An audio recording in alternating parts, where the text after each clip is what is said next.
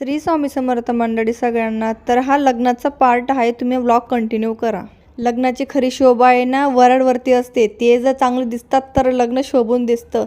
तर मी कशी दिसते सांगा बरं तुम्ही. मी खूप म्हणजे सिंपल तयारी केलेली होती. मग आम्ही तयारी वगैरे करून गेलो मांडवात आणि माझ्या बहिणीचं लग्न होतं आणि एंट्री वगैरे खूपच छान केलेली होती. गणपतीचं दर्शन झालेलं आम्हाला सुरुवातीला. गेल्या गेल्या जेवणाची सोय झालेली होती आणि आम्ही जेवण वगैरे बसलो आणि दुर्वाने तर गुलाबजामुन खूप आवडीने खाल्लेले.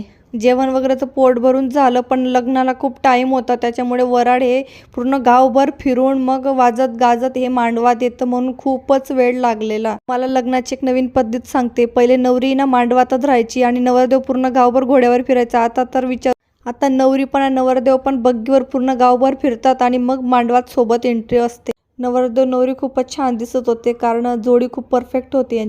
पब्लिक तर एवढी होती विचारूच नका, मांडवात जागा नव्हती बसायला. अशा छान पद्धतीने लग्न समारंभ सोहळा पूर्ण झाला आणि बाय बाय मंडळी सगळ्यांना.